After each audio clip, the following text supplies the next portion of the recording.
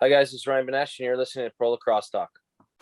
Right off the bat, there's Lyle Thompson. Courier, Bogan. Carly O'Miller showing off those shifty skills. Driver driving hard down the alley and he scores. What a goal from Josh Bird. Kayla Trainer Flips and scores. What a kidding me? By Dylan Ward. Gets topside wrap. Oh, scores! Welcome to Pro Lacrosse Talk, your go-to podcast for interviews with professional players, coaches, and executives, as well as the latest news and analysis from all three professional lacrosse leagues. Now, here are your hosts, Adam Moore and Hutton Jackson. What's up, Pro Lacrosse fans? Welcome to another edition of Pro Lacrosse Talk presented by Fanatics. Reminder to visit prolacrossetalk.com/NLL shop or prolacrossetalk.com/NLL shop-CA for your official NLL team gear. I'm your host, Hutton Jackson, joined by my co-host, Adam Moore, as usual. Welcome everyone that's listening, as well as those who are watching in video form on Spotify. Adam, I know this is a lacrosse podcast, but your Eagles are now in the NFL playoffs. My Ravens are not. We don't have to talk about that. But how was your weekend, and how are you getting ready for this wildcard weekend coming up? Yeah, man, had a great weekend. Thanks for asking. I got to sit back on like the poor Ravens fans out there getting so nervous if they would make it or not. Yeah, I had an awesome weekend just sitting back, watching football, enjoying it. Won my fantasy championship a week prior, so I didn't even have to worry about that. But yeah, really excited to see the Birds take on Tom Brady. I think Jalen Hurts was 3 years old when Tom Brady won his first Super Bowl, which is kind of wild. So it's been an up and down season, but right now it's on the upswing for the Birds. And you know what? I know another Philadelphia squad that started 2-5 and went on to win a championship, and that was the Philadelphia Barrage in their first season in Philly. So if the Barrage can do it, why not the Birds? Yeah, no, definitely a much easier viewing experience for you. And, as long as your team has a chance when you're in the playoffs, like you always have a chance. So, yeah, unfortunately the Ravens are not. They've lost 6 of their last games, 6 straight to get bounced. Heartbreaker against the Steelers. You would have thought that would have been the worst football viewing experience of the day for me. It was not, because I placed the parlay of the Jags money line plus the Chargers and Raiders end in a tie. And because the Jags won, I was given the option to cash out early, which I did. So rather than letting it ride and potentially winning $10,000, which was on the line, I cashed out for, a nice $500, which was nice. And had to watch that game and sweat as it came down to the final 2 seconds for the Raiders to kick that field goal. So I went from hoping that there might be a tie, cashing out, to praying to God that game did not end in a tie and me make one of the biggest mistakes of my life right there. So that was not a comfortable viewing experience at all. My Sunday was quite frankly terrible. It did end on a high note though, because I did, the cash out was worth it, but yeah, that was not fun. I don't ever want to do that type of bet again. If I do, I'm thinking maybe I'll bet it twice. That will give me my option to cash out one and let the other ride, kind of hedge both of them, beforehand. But yeah, that was not fun at all. Yeah. And it wasn't just a big football weekend though for us, right? There was a bunch of lacrosse on too, which I think this was the best NLL weekend that we've had so far this season. So far, it was phenomenal. All these games were competitive. All of them were close. Tempers were flaring, in a bunch of these games or whatever. You had big comebacks, overtime victories. It was a great weekend for the NLL. So yeah, let's get right into it. It almost went off without a hitch. Unfortunately, Calgary and Rochester had to postpone their game due to COVID concerns. So they were unable to play. But I thought it was great the way the league, handled the Every Child Matters. All the players wore shooter shirts before the game to bring awareness. They were selling the shooter shirts on NLLshop.com. I think they're almost sold out now. I wasn't able to grab one in time. I think only adult smalls are left. So there's still youth sizes available, but unfortunately all the adult sizes are out. Hopefully they may be restocked, but the proceeds are going to 2 foundations that help, kind of deal with the trauma. Great for the league to show that. They had a nice little mini documentary in between games as well. So yeah, I thought the handling of that was terrific. Any thoughts on, Every Child Matters and kind of what the league has done to bring light to the situation this season so far? Yeah, anytime you can raise more awareness, educate people on something as important as this, it's super important to utilize the platform that they have to do just that. I didn't really know much about the situation, and I'm sure you didn't either, before players shed light on this issue. So anyway, our platform can be utilized to shed light on this and utilize it to educate others as the league is. It's something that we all have to do and be mindful of.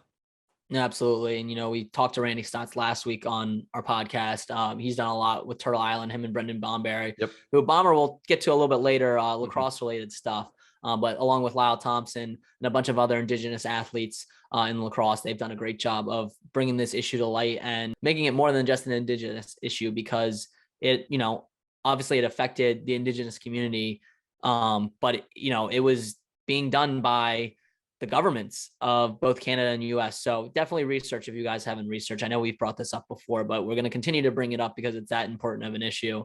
But onto the actual lacrosse side of things, we can start off hot in Vancouver on Friday. Mammoth versus the Warriors. I was pretty high on the Warriors. So were you. I kind of flip-flopped though on my picks because the Warriors had Keegan Ball out as well as Owen Barker. And that kind of made me think, okay, and Justin Salt as well. And that made me think, all right, those are three kind of key pieces. Maybe the Mammoth do pull this one out. So I flip-flopped, ended up being the right play, but didn't start out that way. The Vancouver Warriors started out scoring 7 goals on 7 shots, take a 7-0 lead. It looked like they were going to run away with it. Mammoth did rally though and pulled within 2 goals going into halftime. The score was 12-10 at half, 22 goals scored. That hit the total of 22 before halftime. So if you were betting the under on that game, I apologize. It was a rough night for you. You never had a chance. But thoughts on this game and Colorado's amazing comeback? They ended up winning 18-15 when all was said and done. What are your thoughts on both these teams? Do we know a little bit more about them after this game, or are they both kind of still an enigma?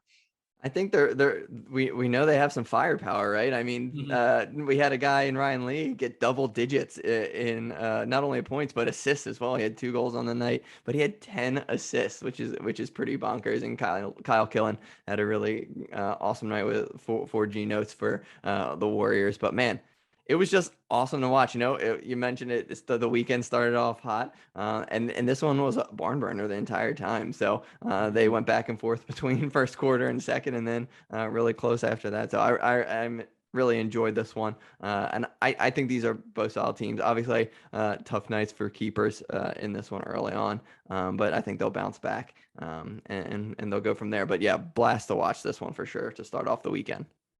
Yeah, no, and Alex Buquet, had one of his worst games, obviously a worst game of the season, but worst games in a while. He was playing really, really well the past 3 games. This one was kind of got away from him. He would end up being replaced eventually in the game. And Dylan Ward himself too didn't look too hot as well. So, I'm less concerned obviously about Dylan Ward than I am about Buquet. I think Buquet will bounce back, but, a little bit of concern there. I felt like I know less about these teams now. I was kind of, expecting a Vancouver win that, and again, I mentioned those 3 players they had missing. Those are 3 key pieces. So, no disservice to those losses, but I still don't know about the Mammoth. I'm still confused. Like, they obviously lay an egg on offense last week, and then this week they come out firing and, sure, drop 18 goals. So, I really don't know what to make of these 2 teams. I think they're still, for me, top of the West, but I'd still probably put them behind the Seals, despite, the Warriors obviously winning against the Seals, in week 1. But yeah, definitely interesting. I'm going to be looking forward to seeing some more games from these teams because I still don't know what to make of them yet. Yeah. And I still think, though, betting wise, it might be smart to put a future on the Vancouver Warriors because their odds are still pretty great. They were 1,800 going into this game, whereas I think the Mammoth were, probably around 750 or something. So not much value on the Colorado, but definitely Vancouver would be a team to maybe just sprinkle now to kind of set yourself up for success later if they do make a playoff run. Yeah, and you mentioned like you don't know what to make of this. One thing you do know is Reed Bowering is legit, right? Like he is, obviously we knew that he was the 2nd overall pick, but he just is just an absolute dominant force out there. He had 16 loose balls in this one. So that's one guy I'm just really enjoying watching early on. That's the main reason why this one was so fun to watch. Yeah. And for a player that hasn't taken faceoffs, I believe he leads the league in loose balls. And yeah, he has been as advertised so far in his rookie season. Moving on now, we had some matinee lacrosse on Saturday. Wings Swarm in Philly. Another tight game between these two teams. They've played tight the past 3 games. This was no exception. And Higgins wouldn't suit up because of his injury in the past game, with the ball going through his face mask.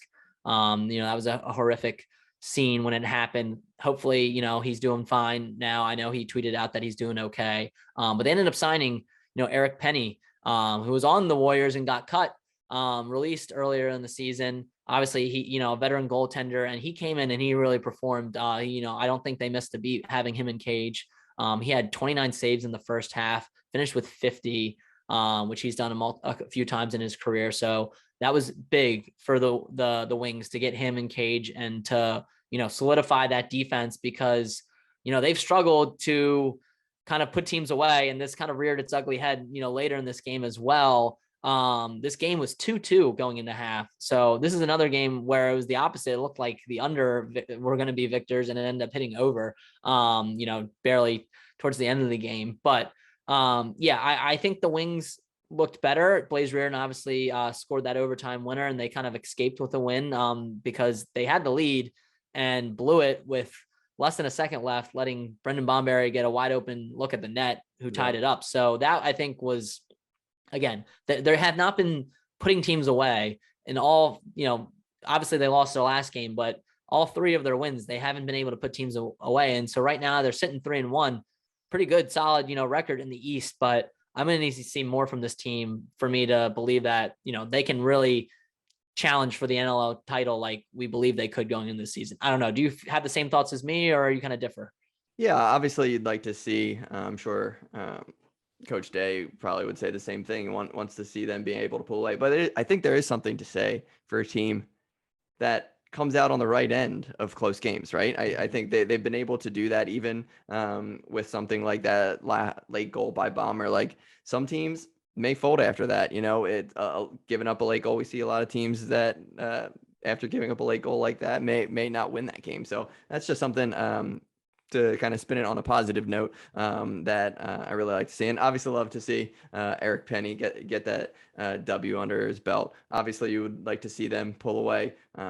I think it's good to see them have the ability to pull out and eke out close wins like that. Ben McIntosh is obviously a great addition for that squad, led them in goals in this one. So definitely another fun one to watch. Yeah, and Lyle Thompson had 5 goals on the other end, another hat trick, and he's always loud in, as we say. He's going to continue to keep this team in games. I think the Swarm are a little bit weaker this year, but he's been continuing to keep them in it. I will say too, to your point, they're missing Ian Lord, they're missing Steph Charbonneau, and they're missing Corey Vitarelli for the Wings, even though they got Corey Small back on offense. So they were missing some, 3 key pieces there. Another, look at the Warriors missing those 3 key pieces. They weren't able to come away with a victory. Wings were missing 3 key pieces and did come away with a victory. So yeah, I do see your point in that, but I still, I think this coming weekend against the FireWolves is going to be another good test for them. And we'll get to that game a little bit later. But I think I speak for everyone in saying the Rock Bandits might've been the feistiest matchup this weekend between these 2 cross-border rivals. And it was nice too, again, Tucker Out Lymphoma night for them in honor of Sean Williams, longtime NLL player for the Bandits, son Tucker, who passed away in 2014 from lymphoma. They've been doing this every year, and the Bandits continue to honor his legacy. I thought that was another great moment. Continue to remember him, and they always do a great job. And those jerseys look great too. And then they auction them off, as well as the gear to a good cause. I know Kicks by Carly made some gear for Ian McKay that he auctioned off. So, great to see people support that cause as well. It was a great weekend for causes, not only on, lacrosse on the floor, but off the floor as well. Yeah, and I did think it was funny, as you mentioned, this one did get feisty. A tweet was before and after the 2 squads beforehand in their jerseys. The camaraderie was there, and then not too long into the match, there was some fisticuffs. So that was a pretty funny tweet I saw over the weekend. Yeah, no, they got into it for sure. And the Rock, were without Dan Dawson and Tom Schreiber. Schreiber came off the COVID list, but he was still unable to play. And that, I think, hurt them a little bit, but I also think this Bandits team's just a wagon right now. They end up winning 12-6. Was close kind of throughout, but they just pull away. They have too much firepower. And then when you have Matt Vincent Cage, it's a recipe for disaster for the other team. And Dane Smith, reached 700 points mark. He's only 29 years old. He turns 30 on January 22nd. So, we're going to talk later this episode with a member of the 1,000-point club in Ryan Benesch. You got Dane Smith that's already at the 700 points mark. I mean, just absurdity right now. He's headed for an illustrious career, but we get to enjoy him in his prime right now. And, this offense is lights out. Chase Frazier had a big game. I don't think anyone gets a crowd going like Chase Frazier. He did when he was on the Chaos, and he definitely did today. And he definitely did against the Rock and Bandit land as well. But you mentioned the fisticuffs were flying. We had like a team-wide brawl kind of midway through the game, late in the third quarter. And then towards the end of the game, when it was out of reach, we had a tilt from Ho Strauser and Jordan Storos. And then Brent Noseworthy and Sheldon Burns went at it right at the end of the regulation. So, these teams do not like each other. I'm really looking forward to part 2 in Hamilton on February 12th. But overall, thoughts on the Bandits as, the top team in the NLL right now, up there with the Thunderbirds. So that matchup, we're going to have to wait a little bit longer between those two teams, but that matchup is something to mark on your calendars. But do you think the Bandits are the real deal? Oh, without a doubt, they have it on both sides of the floor in Cage and on the offensive side too. So, I mean, they really relayed everything from the PLL season, all those guys into a hot start for the Bandits this year. So, they're an absolute wagon right now, as you mentioned. Yeah, those roommates could win back-to-back titles in less than a year at this rate, and it's a long season. So still a lot of lacrosse play. I still think the Rock are a solid team too. Sure. Obviously 2 key pieces that they were missing in this game, but I think they'll have a better showing come February 12th. Looking forward to that for sure. Other 2 games in the weekend, the Seals played Panther City. Pretty bad beat for Panther City plus 2.5 bettors as it was 14-12.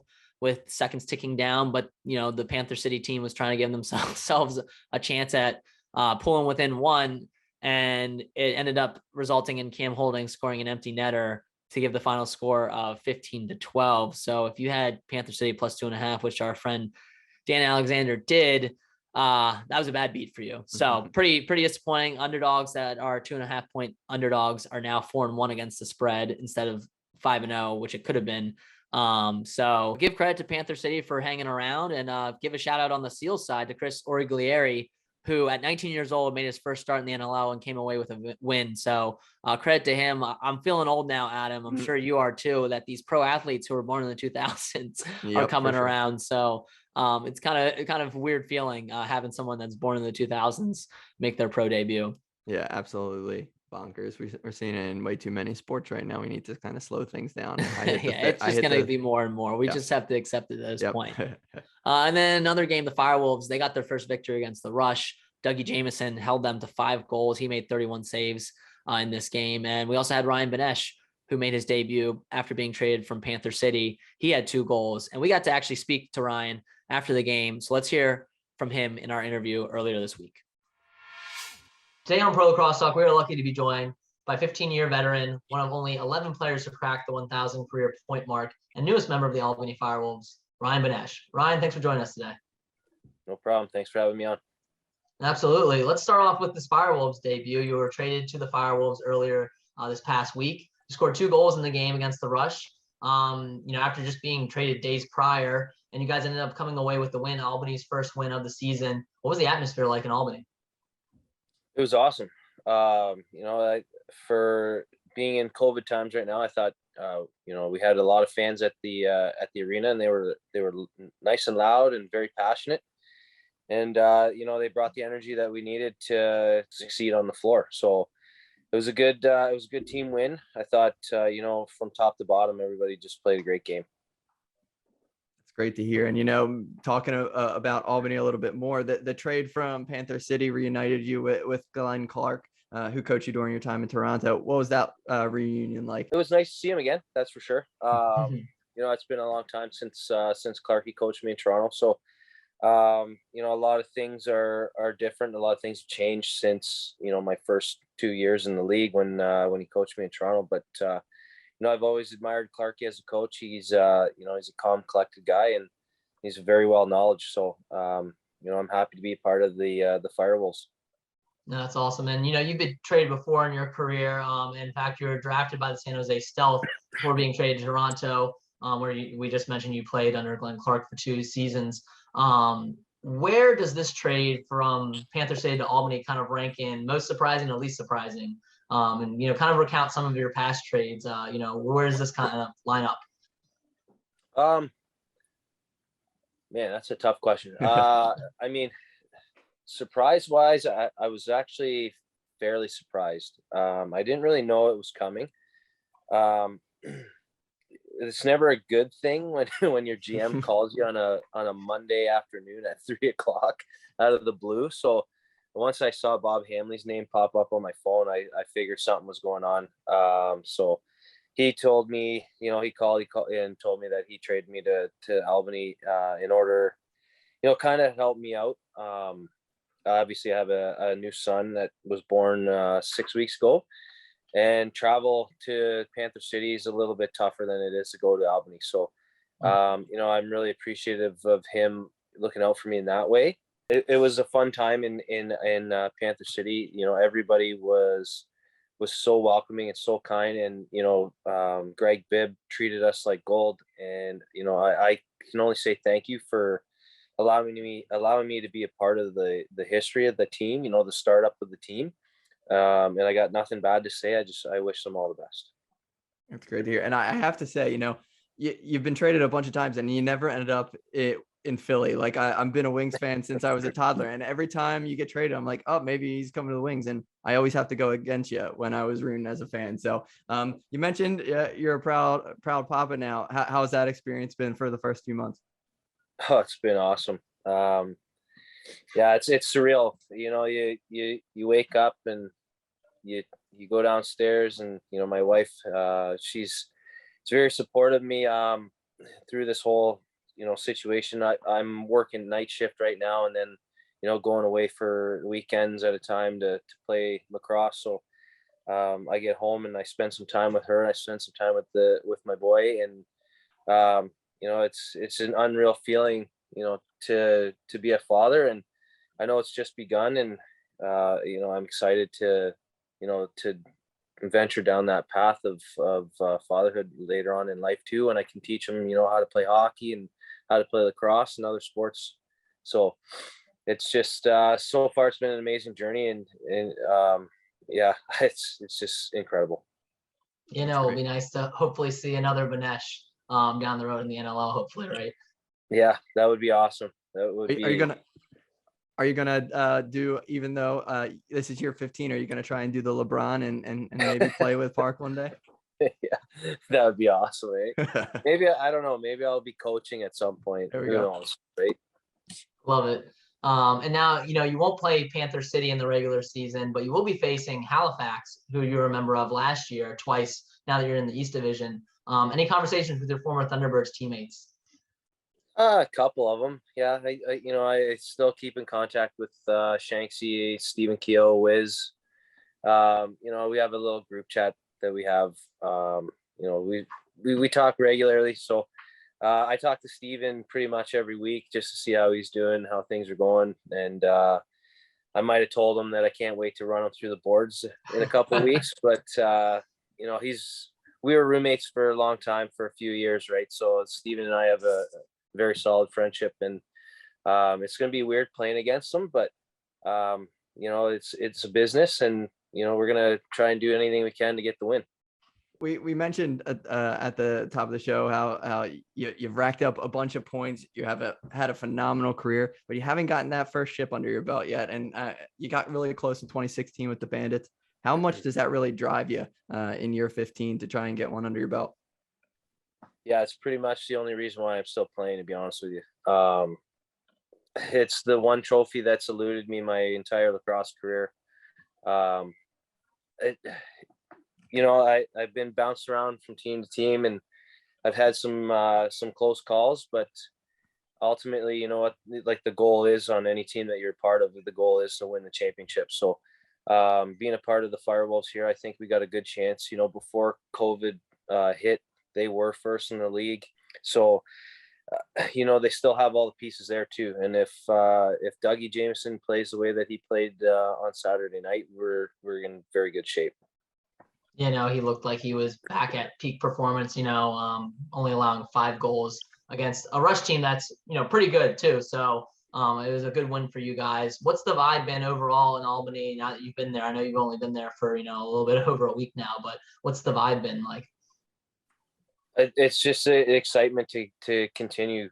I think that win against Saskatchewan really was a very uplifting moment in the locker room.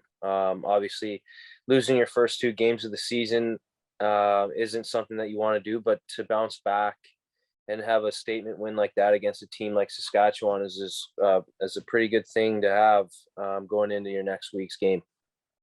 No, absolutely. Well, now we're going to move on to our 5 and 5 segment. I'll ask you 5 lacrosse questions and we'll ask you 5 off the floor questions. My first one is, what are some pregame superstitions or routines that you have, and how have they kind of changed throughout your career? Pregame superstitions, I tend to just do everything the same every weekend. So I'll wake up, have breakfast, have a coffee, shoot around, nap, and then go to the game. And then when it comes time to putting my equipment on, I tend to put everything on my right side first before my left. Gotcha. Awesome. Number 2, what has been your favorite venue to play lacrosse at? And that can be, away venue, home venue, throughout your entire career. I gotta say Buffalo or Colorado for sure. Just, they get the most fans, and it was like, how can you not say Banditland really if you've played there, and if you've watched games, how exciting they are too. So I'd say Banditland for sure. Yeah, Banditland and the Loud House in Colorado are definitely 2 that are most mentioned all the time by both players that play for those teams and those that don't as well. So great environments. Number 3, what is your current stick setup in terms of head, shaft, and stringing? My stick is I have an Under Armour Charge head, I believe. It's just a mid-high pocket, 4 shooting strings, so 3 across and 1 U.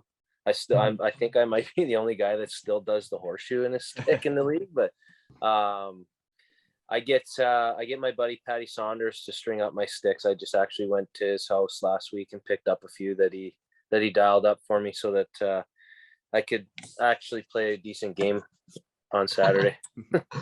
Love it. Yeah, I actually used to use the U too. And then when I got to college, they outlawed the U in field lacrosse, and so I had to go away from it. I haven't used it since then, but I loved having. I had the W actually when I was in high school or whatever, and get that hold. I don't know. They work, man. They work. Yeah, I love it. Yeah. Number 4, who's a lacrosse player you either looked up to when you were younger or has been a mentor during your career? There's been a few. Obviously Colin Doyle is one of them, being from Kitchener. He also coached me in junior, so I was fortunate enough to learn a lot from him. Guys like Aaron Wilson, Josh Sanderson's, and obviously, John Tavares, John Grant Jr.'s. You watch them and you try to emulate your game a little bit of each one of those guys and take some pieces from their game and add it to yours. So, I've been fortunate to watch and play with, a lot of those great players. No, and you're, in the rankings with them too in career points as well. So a nice community that you guys have in the top lacrosse players in the NLL for sure. Moving on now to the 5th and final question of the lacrosse related ones. If they made an NLL video game, who would you say deserves to be on the cover? Obviously, you just mentioned some legends right there, but it can be a current player or former player. Current player? I don't want his head to get any bigger than it already is, but I'd probably say Dane Smith. He's one of the best in the game right now. Challen Rogers would be a good fit too. Who else could we throw up there? Mark Matthews, obviously, he's a stud. And Lyle Thompson. There's so many guys you could put up there. You just take your pick of whoever. It could be anybody, man. Like there's so many guys you could throw up on that cover. Love it. All right, and then I'll take the non-lacrosse related question. So sticking with sports was number one, though. You mentioned you like hockey. I'm curious if that's going to be your answer, but favorite athlete that doesn't play lacrosse that you're like watching right now? Athlete that doesn't play lacrosse? Geez, right now. Probably Austin Matthews. Yeah, I'd say. He just the way that he can shoot the puck is amazing, right? Like you just watch him. He looks so nonchalant in his game, and then he just fires the puck at 100 miles an hour and top cheese. So I'd say Austin Matthews or Mitch Marner even too. Both good. Yeah, both fun to watch. Number two, what are some hobbies? I know being a dad takes up a little bit of your time probably, but how about hobbies you enjoy when you're not on the floor? Man, I don't really have too much time for hobbies right now. Yeah. Usually I just, I go to work, I come home, I go to bed, and then I'm busy with the family. But no, like if I have time to do stuff, it's usually just hanging out with friends, right? Just staying in touch. Go outside on the pond, out back, play a little bit of shinny or something. Nice, good stuff. Number three, favorite spot to vacation? Well, I haven't been on too many, so right now I'm gonna have to say Dominican Republic. My wife and I went a couple of years ago. That was a pretty fun trip, yeah. But I've always wanted to go to the Maldives. The Maldives, or is that how you say it? Yeah, Maldives, that looks unreal. But pretty much anywhere that's got an open bar would be a good place to go. Yeah, it checks it off the list, right? Love it. And obviously with open bar, you got to have a good meal too. So favorite meal? Chicken parm. Okay. Chicken parm or sushi. Actually, sushi would be tops if it's fresh. Okay. It's got to be fresh. All right, good. Yeah, I think chicken parm's usually a staple, and sushi's moving up the list, I think. For sure. Definitely chicken parm has been the pantheon of answers for our guests on the show, but sushi definitely has been going up. Like chicken parm is like pretty much all we ever get, right? Yeah. For like 15 years, I swear every weekend I'm eating chicken parm. Subconsciously, you got to make it your number one, right? Yeah. And then last off the field question, you binging? I know you mentioned you don't have too much time, but you binging any shows, any recommendations, TV, podcasts, anything like that right now? Yellowstone, actually. I finally jumped on the train. Nice. I've been binge watching it like crazy. Probably shouldn't be because I should probably be sleeping when I get a chance, but no, I'm almost caught up on Yellowstone, and then there's Sons of Anarchy I was into for a while. That's a wicked show. You can't go wrong with that one. And Breaking Bad was awesome too. Nice. Yeah, I did the same thing. I recently had a kiddo a little bit before you, about 7 months ago. So the binging at like 3 a.m. when it's bottle time or whatever, Yellowstone. And I think some of my choices probably weren't the best. It's like Yellowstone, Vikings, some stuff a kid probably should have watched. Maybe subconsciously she might be taking some of that in down the road, but it's all right. They won't remember. Yeah, they're young enough right now. That wraps up our 5 and 5. My final question I always like to ask our guests is, what is some advice that you have for a young player looking to one day play lacrosse professionally? Take all the advice that you can get from anybody, and always keep your stick in your hand. I know it's a cliche amongst lacrosse players, but keeping that stick in your hand and hitting the wall whenever you can. I know it's not easy all the time to get to an arena and take shots on the net. So your next best thing is getting to a school and finding some bricks and aiming for a spot on those bricks and honing in your skills, right? I've always said that in order to be successful, you have to put in the work off the floor just as much as you do on the floor. So, keeping that stick in your hand and doing anything you can, taking any advice that you can get from coaches or players, will take you a long way too. No, I think that's some great advice for our young listeners. Well, we certainly appreciate you hopping on, Ryan, and best of luck going forward with the Albany FireWolves. Awesome. Thanks, guys. All right. So we appreciate Ryan hopping on this episode with us. Again, illustrious career. 36 years old, still kicking it, looking for that championship. Maybe this is the year that the FireWolves make a run, and he does get that. They certainly showed up this weekend. It looked like the team we knew they were before the pause last NLL season. So I'm still trying to figure out the FireWolves. I think it's going to be another tough test against the Wings. So that's a good segue right now into our matchup of the week. We both agree on this one. The FireWolves versus the Wings, the new Wings versus the old Wings franchise. Thoughts on this game, and what are you looking forward to most in this upcoming matchup between the FireWolves and the Wings in Philly? Yeah, this is obviously a big one for Wings fans, the old franchise versus the new franchise. At the dot, you have Trevor Baptiste and Joe Nardello, two of the best face-off guys in the world, going at it. So this is going to be a super interesting matchup, especially with how potent this Wings offense is. You mentioned Dougie Jameson, and Ryan also mentioned him and how well he's playing. So this will be a really interesting matchup. I'm really excited to watch this one this weekend. Yeah, me too. And again, I think it'll be another good test for the Wings. Again, they're 3-1. I know I keep criticizing them for not, putting away teams, but this is going to be another tough test for them. Another matinee lacrosse too, Saturday afternoon in Philadelphia. So another nice weekend afternoon game for us lacrosse fans. This is mine to look out for. Obviously the battle at the dot's big. In cage too, I think we'll get Eric Penny probably back again. Maybe we'll get Higgins, but regardless of who it is in cage for the Wings, going to be a good goalie matchup between him and Dougie Jameson. You got two offenses that have shown they can score. Obviously the FireWolves have been down a little bit this year. I still have some key offensive pieces, and the Wings obviously are a wagon on offense. So I don't know how I kind of feel. We don't know the total just yet. So I don't know how I feel about this one total wise, but I think it could be one of the more lowest scoring games of the weekend, just given who we're going to have in cage. But we'll definitely have to see. It's going to be a battle. And is it going to be another overtime for the Wings fans? We'll have to see.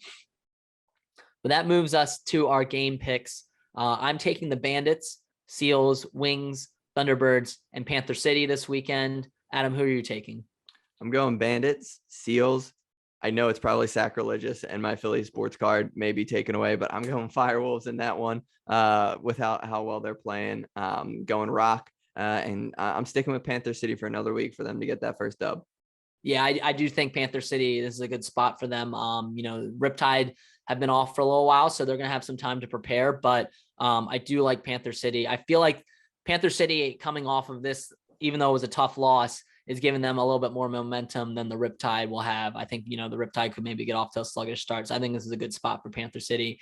And I think you can maybe keep your Philly card, even though you're not rooting for the Wings, you are rooting for an old Wings franchise. So might be a technicality there that you're able to keep that Philly sports card. But those are our picks for the weekend. Before we get going, we do have some PLL stuff to discuss because roster movement is coming up. The offseason is about to start on January 18th. So less than a week away as of recording this podcast, which means we're going to be getting some PLL offseason news very soon. Coaches will have the ability to make roster moves on January 18th and before January 24th when the player signing window starts. So you could see some coaches make some moves, whether dropping or adding players from the player pool or even some trades. Any big names on your radar, Adam, in terms of people that might move during the signing window? Yeah, one guy I'm curious if he'd stick around. I've been talking up the FireWolves, and that's one of their big guys, and Andrew Q. I really thought he was going to have a bigger role with the Cannons last year.